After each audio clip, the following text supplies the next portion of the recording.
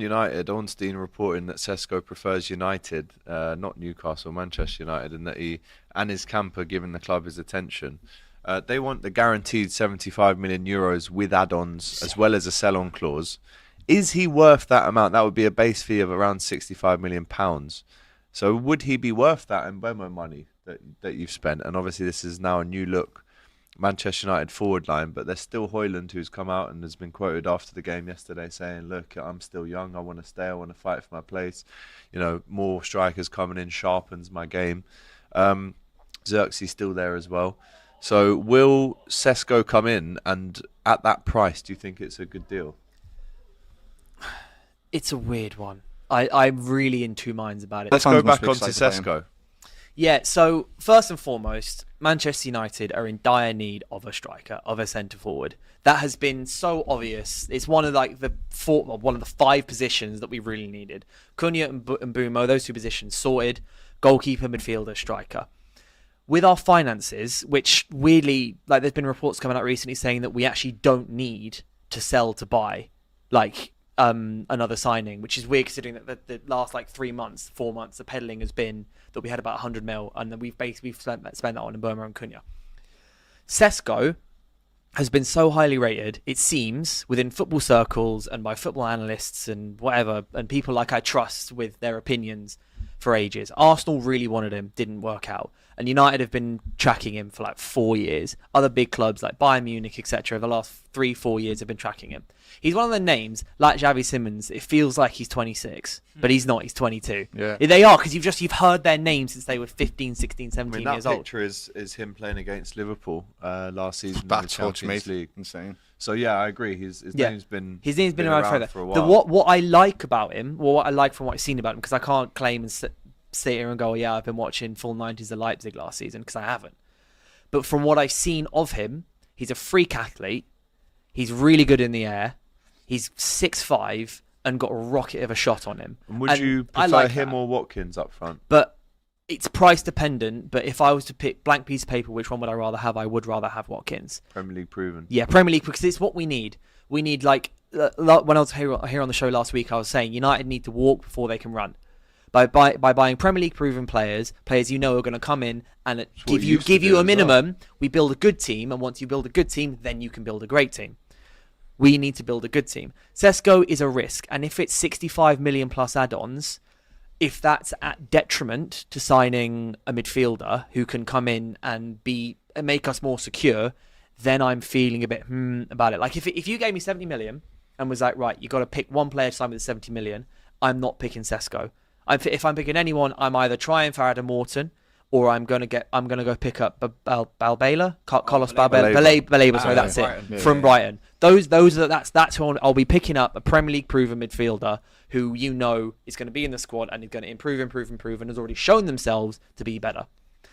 But if we can get that price down, and this is kind of it's semi-speculation because Fabrizio Romano also mentioned it, if we can include Rasmus Højlund in this deal, that is a different story.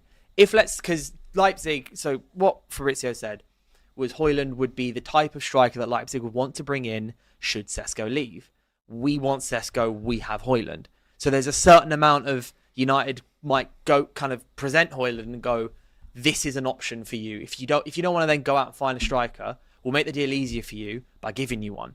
So we get your striker, you get our striker. And if we get some sort of Højlund plus 40 or Højlund plus 30 and then give him a sell-on clause, 25-30% of the future sale like you've got with Hato, that's when I would buy into this signing a lot more. But I just think it's a little riskier. It's a high risk, high reward signing. It's like that's when you're buying big young European talents. That's how it works. Sometimes you smash it. Sometimes it doesn't work out. Like Wirtz is fantastic in the Bundesliga, but at the end of the day, you still don't know 100%. Yes, we do. That you're gonna. Well, you don't. You don't know 100% that he's going to come in. I'm not going to lie. We don't. More proven. But I mean in the way of if Wirtz was doing what he did in the Premier League and he signed up for a Premier League team, you're kind of more like, cool, you know he's going to do the business. But it's from Germany. It's having said that, though, I do think the quality of Wirtz compared to somebody like Sesko is Wales. Oh yeah. No, I'm not comparing that. On the eye, you can see straight away. I just mean in terms of how sure you can be that they're going to be good. I get it. Do you have taken like a Colin Wani on loan or something? Because I feel like you guys have spent so Again, much money in your attack now.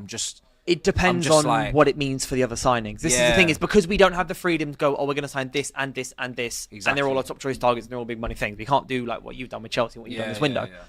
It's all dependent on the impact it has on what else we do this window. So if we bring in Sesko and it ends up costing 60 mil or something, then we also bring in a great midfielder and then a backup goalkeeper or a new number 9, or sorry, like a new second choice like Sen Lemens, etc. Then I'm calm with it. I'd be great with it because he's a great talent. We have Cunha and Burma who can kind of coddle him almost in the attack. Sesko doesn't need to score 25 goals next season if he comes in, because Cunha will be scoring goals, Ahmad will be, Bruno will be, Dorgu will be getting better and better.